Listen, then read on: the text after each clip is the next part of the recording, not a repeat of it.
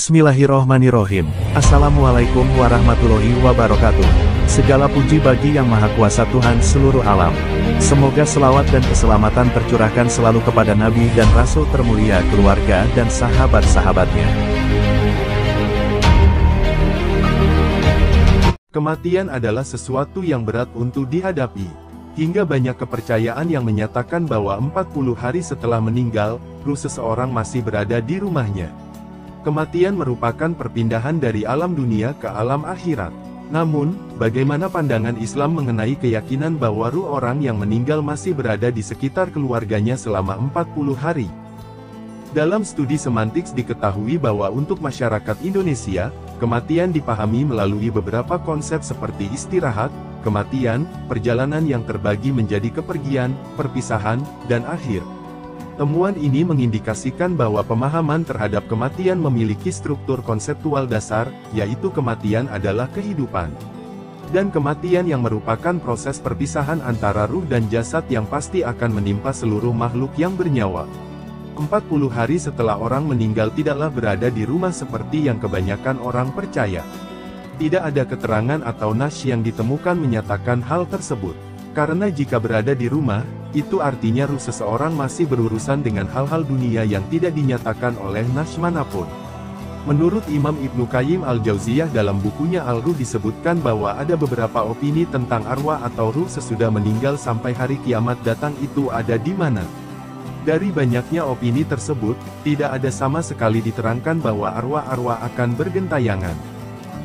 Untuk arwah orang-orang yang beriman, mereka akan merasakan ketentraman di alam barzakh yang luas yang penuh dengan kenikmatan dan rezeki yang melimpah di dalamnya.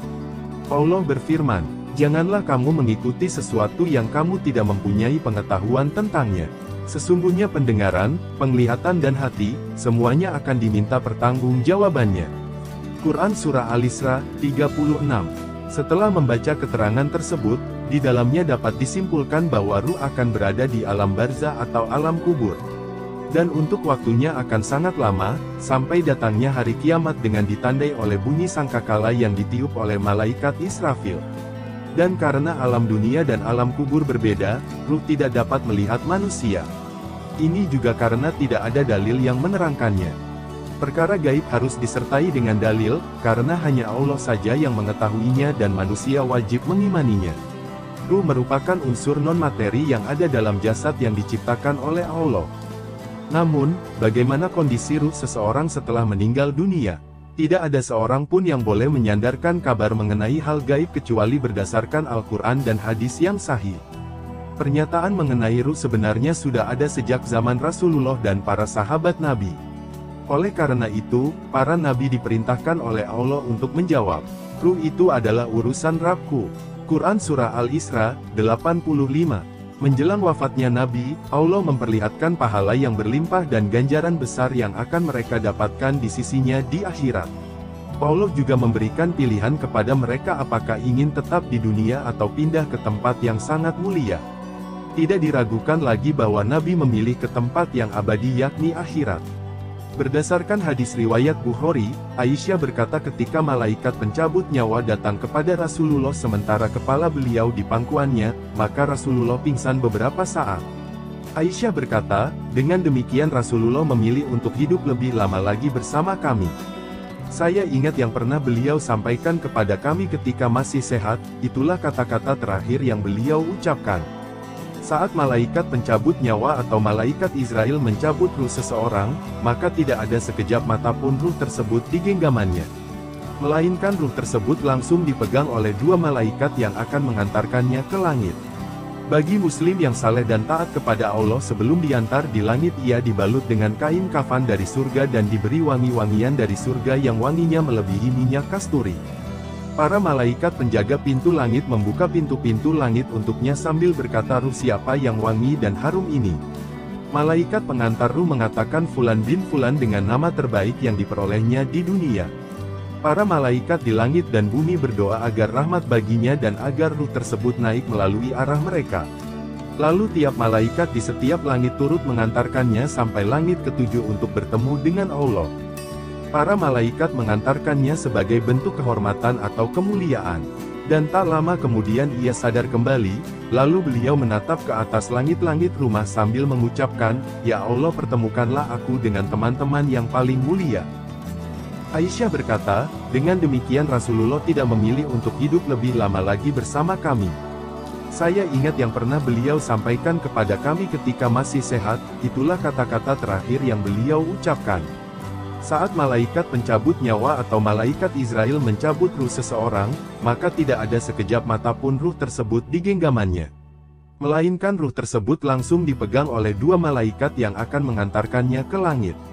Bagi muslim yang saleh dan taat kepada Allah, sebelum diantar di langit ia dibalut dengan kain kafan dari surga dan diberi wangi-wangian dari surga yang wanginya melebihi minyak kasturi. Para malaikat penjaga pintu langit membuka pintu-pintu langit untuknya sambil berkata, "Ruh siapa yang wangi dan harum ini?" Malaikat pengantar ruh mengatakan Fulan bin Fulan dengan nama terbaik yang diperolehnya di dunia. Para malaikat di langit dan bumi berdoa agar rahmat baginya dan agar ruh tersebut naik melalui arah mereka. Lalu tiap malaikat di setiap langit turut mengantarkannya sampai langit ketujuh untuk bertemu dengan Allah. Para malaikat mengantarkannya sebagai bentuk kehormatan atau kemuliaan. Setelah dibawa ke langit, maka langsung dibawa lagi ke jasadnya lalu dikuburkan. Setelah dikubur maka datang malaikat penjaga kubur menanyakan beberapa pertanyaan di alam kubur. Orang beriman bisa menjawab semua pertanyaan tersebut, dan diperlihatkanlah neraka dan orang ini langsung ketakutan, lalu malaikat berkata, "Berbahagialah karena telah diselamatkan dari neraka." Lalu diperlihatkan surga, maka orang ini bahagia dan ingin segera menuju surga. Maka kubur tersebut diluaskan, dan orang ini berada di alam kubur atau barzah sampai kiamat datang. Adapun ruh yang buruk dari hamba yang tidak saleh, setelah dicabut ruhnya lalu ia dibalut dengan kain kafan dan diberi wewangian dari neraka sehingga keluar darinya bau yang sangat busuk dan sangat tidak disukai malaikat. Para malaikat yang di langit melaknatnya ketika ia dicabut, pintu-pintu langit ditutup tidak dibuka untuknya, setiap malaikat berdoa agar ruhnya tidak naik ke arah mereka. Malaikat dan ruh tadi melewati sekelompok malaikat yang bertanya, "Ruh siapa yang sangat bau busuk ini?"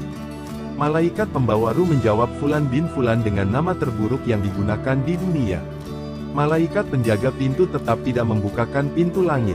Dalam Al-Quran Allah berfirman, "Sesungguhnya orang-orang yang mendustakan ayat-ayat kami dan menyombongkan diri terhadapnya, sekali-kali tidak akan dibukakan bagi mereka pintu-pintu langit dan tidak pula mereka masuk surga, hingga onta masuk ke lubang jarum." Quran Surah Al-A'raf 40. Demikian penjelasan mengenai 40 hari setelah meninggal. Semoga dapat meningkatkan keimanan kepada Allah hingga terus menjalankan amalan saleh sepanjang hidup. Segala puji bagi Yang Maha Kuasa Tuhan seluruh alam. Semoga selawat dan keselamatan tercurahkan selalu kepada Nabi dan Rasul termulia, keluarga dan sahabat-sahabatnya. Wassalamualaikum warahmatullahi wabarakatuh.